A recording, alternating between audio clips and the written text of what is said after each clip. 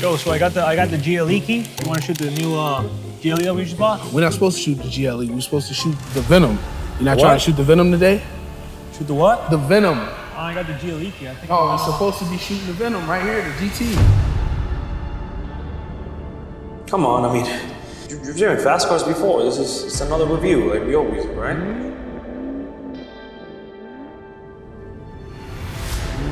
1200 horsepower. That's double what the McLaren makes, but I've never driven a car like that. 900 pound-feet of torque. That means one wrong move and, well, I'm sideways into a wall.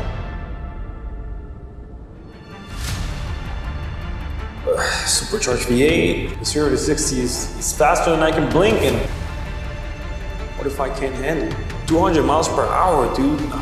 What if I crash? 1200 horsepower might be too much for me, but there's only one way to find out, so I hope my reflexes are fast enough, and if we do crash, well, sorry, baby.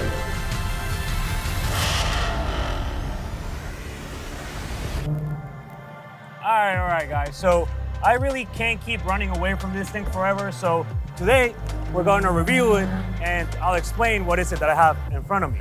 This car is not a regular GT500. This car was actually converted to a Venom 1200 from Hennessey. Basically, it was shipped to Hennessey, and they looked at the car and said, 765 horsepower? That's for people who want to go slow. Why don't we just put 1200 horsepower in a green Mustang? To put that into perspective, that's 1200 horsepower and 900 pound-feet of torque. You're literally talking supercar and hypercar territory. That's faster than the McLaren P1, than a Bugatti Veyron, and for a quarter or even an eighth of the price. And if the sound and the idea of a 1200 horsepower Mustang doesn't scare you, well, it should. So you might be asking, how does Hennessey turn an already insane car into a monster? They basically take out 2.8 liter supercharger and they slap a 3.8 Whipple supercharger, but that's not it. They upgraded all the fuel pumps in the car, fuel rails, they tuned the transmission and the engine, and they put a flex fuel kit and a bunch of other modifications to get it to run at 1200 horsepower on E85. Hennessey didn't have to build the motor on the GT500. The Predator engine is actually so good that they had to do nothing to it. They didn't put new pistons, new crankshaft, new rods, not even rod bearings, because Ford did a great job with this engine. It was really built to take boost, and that 3.8 liter Whipple supercharger, it's exactly what it was waiting for. Now, this isn't just a numbers game. When Hennessey gets their hands on your GT500, you're not just getting power, you're getting the full treatment. Custom badges, embroidered headrests, serial number dash, and engine flags. Speaking of serial numbers, they're only making 66 of these worldwide. And yes, you heard me right, 66. That makes this Mustang more rare than most supercars, and you're more likely to spot a Bugatti or a Koenigsegg than one of these Venom 1200s on the road. And if you really want to go full scent, they offer this optional 1966 24 hours of Daytona 4 GT40 for an extra $5 grand, because apparently making 1200 horsepower wasn't enough attention grabbing.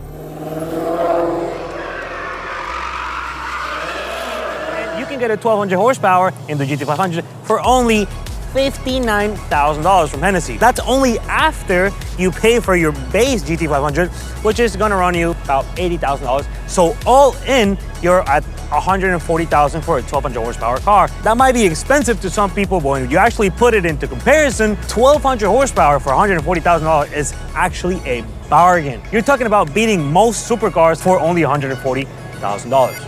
Now, the crazy thing is that if you do pay the $55,000 upgrade and send your car to Hennessey, they are so confident in their work, they'll give you a 1-year, 12,000 mile warranty. And in a car that cranks out this type of horsepower, that's actually bonkers. Because if you do the work yourself, you would definitely get no warranty from any shop around your town. And the great thing is that they are basically allowing you to scare yourself for a full year with no compromises except $60,000 you had laying around your kitchen. Now, one thing I do like about Hennessey is the transparency. When you ship your GT500 out to their shop, it will get dyno tested and they will give you a sheet showing how much horsepower it made before they actually modify it. One more thing, they'll test your car for a total of 200 miles, meaning that they're making sure that everything that was put on your car works perfectly and doesn't break when you take delivery of it. So this basically means they're not just slapping some components and just praying for the best. They're actually engineering this car to the best of their ability. Well, now, believe me, I've been running away from this car for actually quite a while. And the skit at the beginning of the video wasn't actually a joke. I really didn't want to drive it. Now, why? I've driven a lot of muscle cars. They're mostly 800 horsepower and rear-wheel drive as compared to some of the Porsches that can be all-wheel drive or maybe the BMW. One thing that is actually bad, it kind of rains a lot here in Florida during the summer, and wet roads and 1200 horsepower and rear-wheel drive car in a Mustang, doesn't sound that safe at all. But we're gonna see if the Venom wins or if I win, because at least you're either gonna get a very entertaining video or a very expensive crash. Let's try to drop it maybe a couple gears, and we're on third gear at 3000 RPM. I'm gonna give it a little rev. Oh my God. Yep, it's very fast. It's way faster than the stock GT500. I mean, I think we were doing like 95 miles an hour there, and I think I started punching it at like 20 miles. Well, that's the main reason I didn't want to drive this car. We didn't lose as much traction there, but I was 50, maybe 60% throttle. That wasn't even full throttle. That's why the car downshifted maybe like a gear, and it was actually controllable compared to like a Hellcat, but it's a scary car. I think if I went full throttle, they like definitely would have hit a tree or something. You know, give it a couple more reps because that's what you guys want to. It's so loud, I can't even talk to the camera, you know, I can't even hear myself here. That's one thing, it's just obnoxiously loud, but the good thing is you have a valved exhaust, so you can make it a little bit quieter, or you can make it a little bit louder. I'm gonna make it a little bit louder now on track mode. We're gonna drop a couple gears, so we'll go second gear, and now we're gonna go 60% throttle.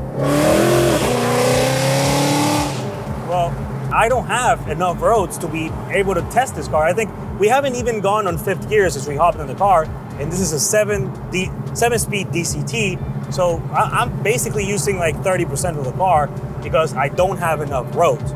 I think for me to be able to test this car, I need to go to like a drag strip or a racetrack, right, and enclosed and have space. But if I can tell you one thing about this car is it's definitely fun, but it's like scary fun. Oh my God, it's so loud, man. Look, the Venom 1200 isn't for everyone. It actually isn't for most people, but this is for that special breed of human that looks at 760 horsepower and thinks, what if we had more? And that's how the Venom 1200 comes into play. Thank you for watching, and remember, click the subscribe button and be posted for more content like this. Thank you.